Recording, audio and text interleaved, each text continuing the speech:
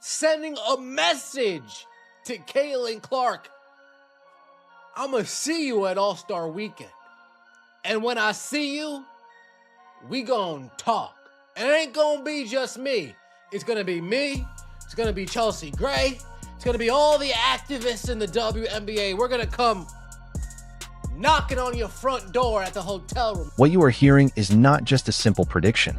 It is being talked about as a warning. Right now, one of the most unusual controversies in WNBA history is unfolding in front of everyone.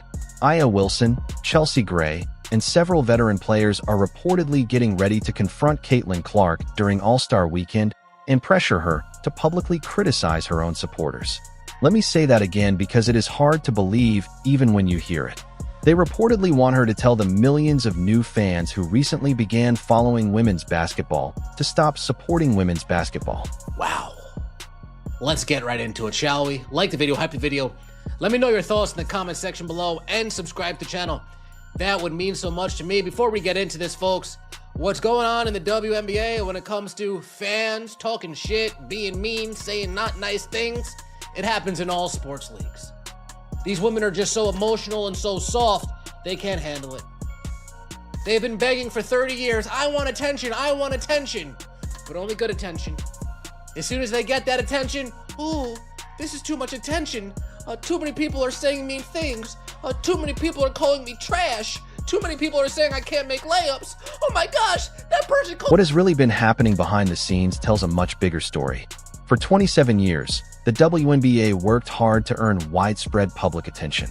Average attendance stayed close to 6,000 fans per game, and television ratings were so low that some games aired on smaller cable channels late at night. Sometimes around 2 a.m. veteran players spent years asking for more exposure, bigger sponsorship deals, and more people to pay attention to the league.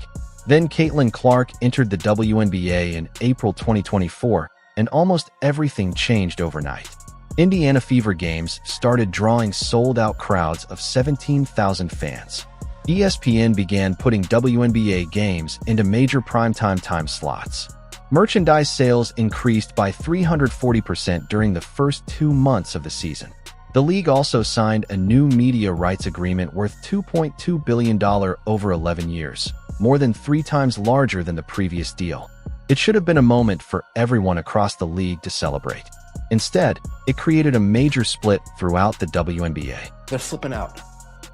They're going cuckoo, cuckoo, cuckoo. And now they're saying, Kathy Engelbert, you have to do something.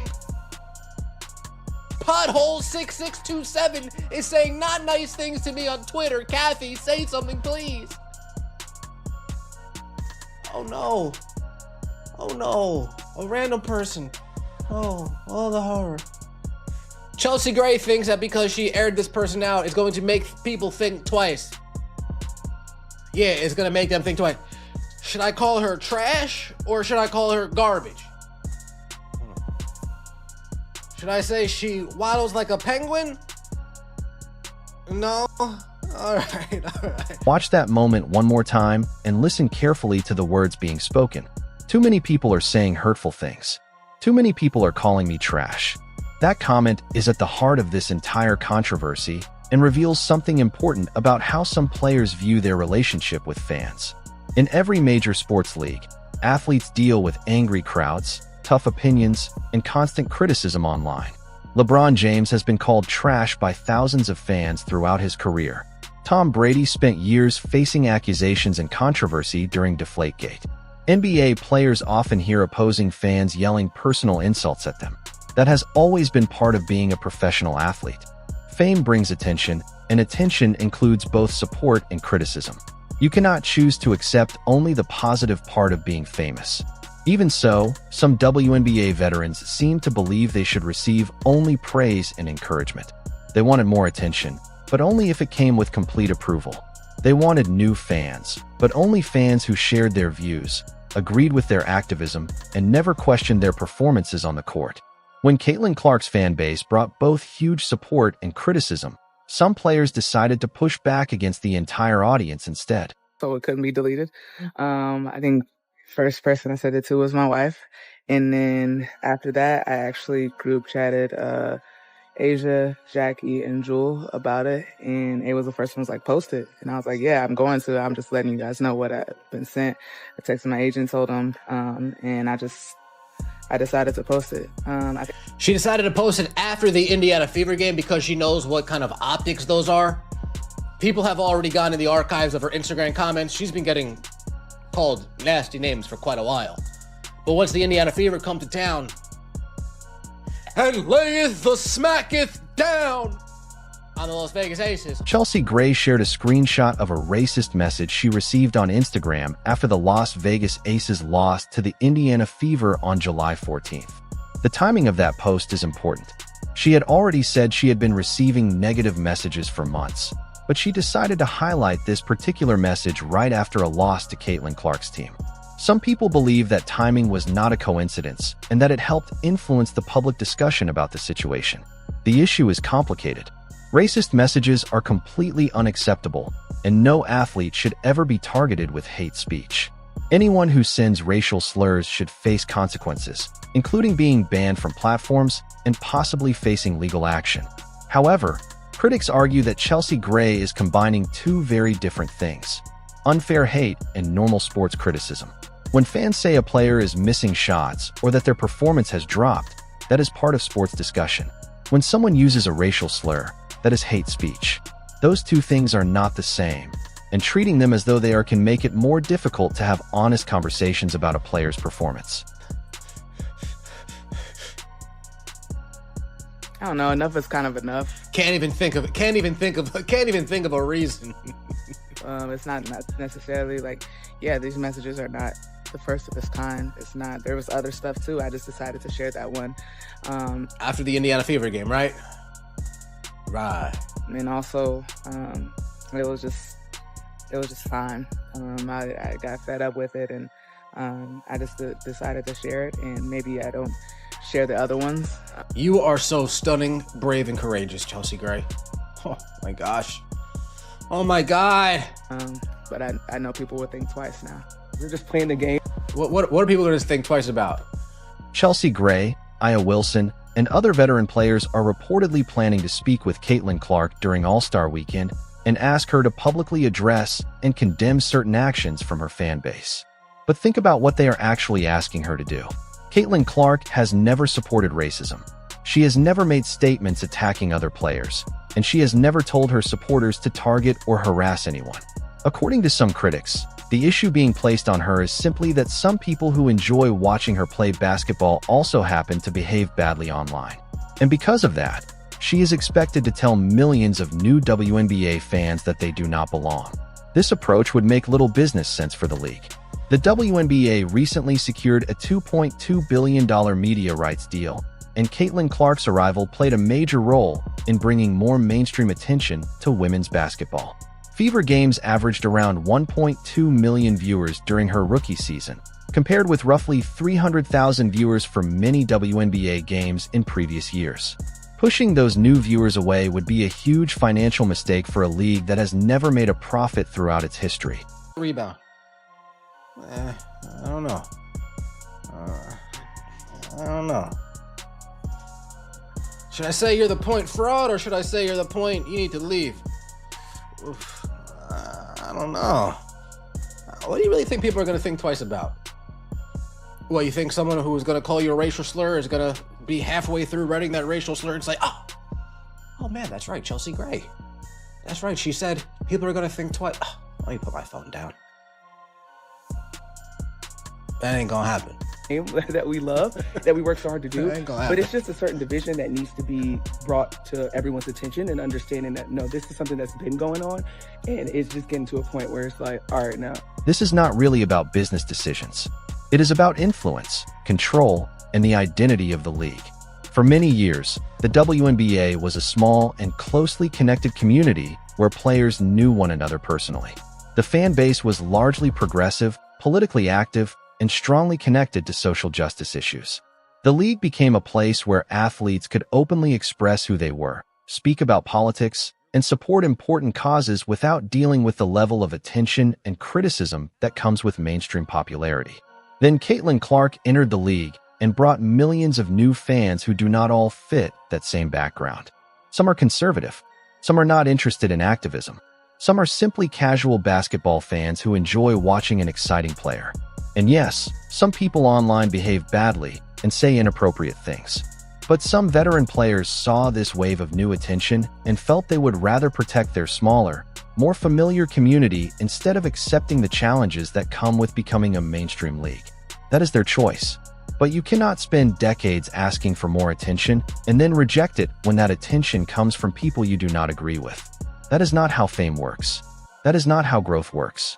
And it is not how you create a successful professional sports league. It's time. Something needs to change. At All-Star, they want to have an opportunity and a conversation. That's what I was alluding to in the beginning. They're going to walk into Caitlin Clark's room. They're going to knock on the door. Caitlin Clark's going to open the door to her hotel room. She's going to peek through it, and there's going to be that, that sliding thing on the door, and all there's going to be is like the chain. And she's going to peek through and say, oh shit, she's going to try to close the door. And then all the players at one time, Brittany Griner, Asia Wilson, they're all going to just, oh, let me in. They're going to bum rush her. They're going to bum rush into that room. And they're going to tie Caitlin Clark up to a chair. Let's dig into what's actually being said these players are talking about behind the scenes.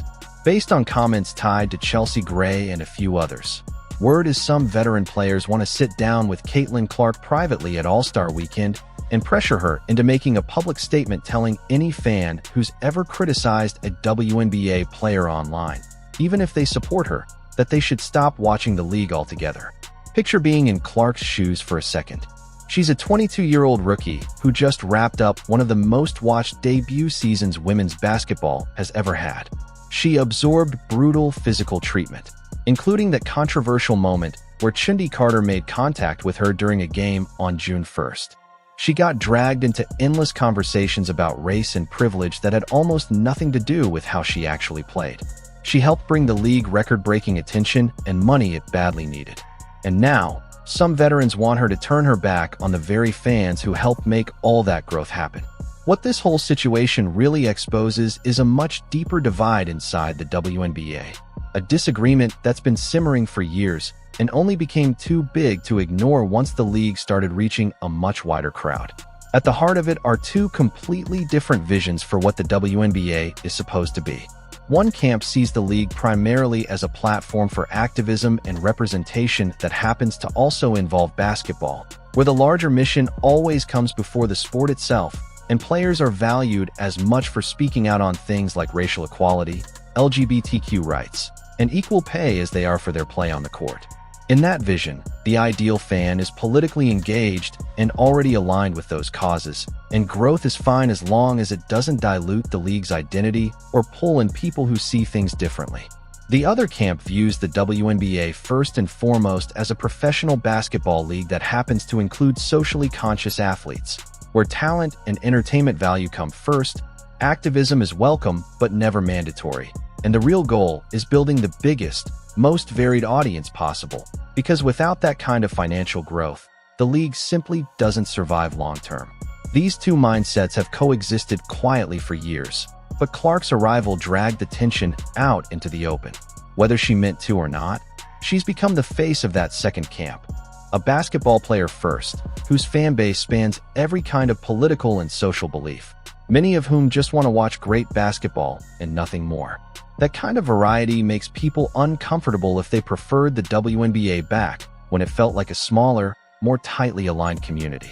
When Chelsea Gray called out a racist message after her team's loss to the Fever, it wasn't only about condemning hatred. According to this take, it also doubled as a signal pushing the league back toward that first vision, implying that the new wave of fans brought trouble with them and that things should go back to how they used to be. That rumored sit-down with Clark at All-Star Weekend would essentially force her to pick a lane. Back the first vision and call out fans who don't fit that mold, or back the second vision and accept that a bigger audience inevitably comes with all kinds of people, some of them difficult. The problem with leaning fully into the first vision is that it's financially shaky. The WNBA has reportedly struggled with money for most of its existence and has leaned heavily on the NBA to stay afloat. Salaries still lag far behind the NBA's, plenty of arenas have had trouble filling seats, and teams have struggled to land solid local sponsors. You simply can't grow a league without welcoming new fans, even ones who don't share every belief current players hold. But the flip side has its own risk too. A fast rush into the mainstream could chip away at what's made the WNBA special, a place that's built a genuinely supportive space for LGBTQ athletes, given players real room to speak on social issues, and let them be openly themselves. Some worry a bigger, more corporate-driven audience could quiet that down, and a more varied fan base will naturally include people who disagree with players' values. Both worries are legitimate, but here's the reality. The WNBA has already crossed into the mainstream. Clark has already pulled in millions of new eyes. The new media deal is already signed. The bigger crowds are already showing up. So now the league has to figure out whether it can hold on to its values while still growing, or whether it wants to push new fans away and risk sliding back into financial trouble. That's exactly why this rumored plan to confront Clark feels like the wrong move. Even if she agreed to tell certain fans to leave, it wouldn't actually fix anything, because the attention is already here and those fans aren't just going to disappear. Putting that burden on a 22-year-old rookie to solve problems that belong to the entire league isn't fair, and it's not realistic either. A smarter path forward would be for the WNBA itself to tighten up its social media policies, partner with platforms to pull down racist threats and hateful content fast, and ban the people who cross serious lines, while also teaching new fans about the league's history and values without forcing everyone to think identically. A varied fan base can absolutely support the league while it keeps its identity intact. The WNBA also needs to draw a clear line between normal sports criticism and actual hate speech. Saying a player had an off night is just part of talking sports, but sending someone a racial slur is an entirely different thing that calls for an entirely different response. On top of that, Clark can't be held responsible for every single person who happens to be a fan of hers. No athlete in any sport has that kind of control. LeBron James doesn't control what every Lakers fan posts online. Patrick Mahomes doesn't control everything Chiefs fans do. Clark can't possibly monitor the millions of people who tune in to watch her play, and expecting her to is simply unrealistic. The league has to decide, honestly, what it wants to be. If activism matters more than expansion, that's a valid choice, but it comes with financial consequences, and if massive growth and a wider audience is the goal instead, then it has to accept that new fans will bring a mix of opinions along with them. The WNBA can't chase global popularity while also demanding that every new fan think exactly the same way. What's frustrating is that this entire mess didn't have to happen. Clark's rookie season should have been nothing but a celebration. The league finally found the superstar it had been chasing for years. Ratings climbed, attendance climbed, merchandise sales climbed, and the new media deal turned out to be historic, every sign pointing toward real growth. But instead of embracing that fully, some players seem uneasy with the spotlight and the new crowd that came along with it. So if Aya Wilson, Chelsea Gray, and others really do approach Clark during All-Star Weekend and push her to publicly call out her own fans, her best move would be to stay respectful but hold her ground, making it clear she rejects racism and hate speech and wants every WNBA player to feel welcome, while refusing to tell millions of people to stop watching women's basketball altogether. She can point out that growth benefits the whole league, that a mixed fan base is completely normal in pro sports, and that success always comes with some level of criticism attached. And if some veterans don't like that answer, that's on them. Clark doesn't owe anyone total agreement with a specific worldview, and she doesn't owe anyone control over her own voice. She owes her fellow players respect, which she's shown consistently, but she doesn't owe silence or submission to a stance that could damage both her career and the league's future. The real question left standing is whether a 22-year-old rookie has the backing and the confidence to hold her ground against veteran players trying to pressure her into falling in line.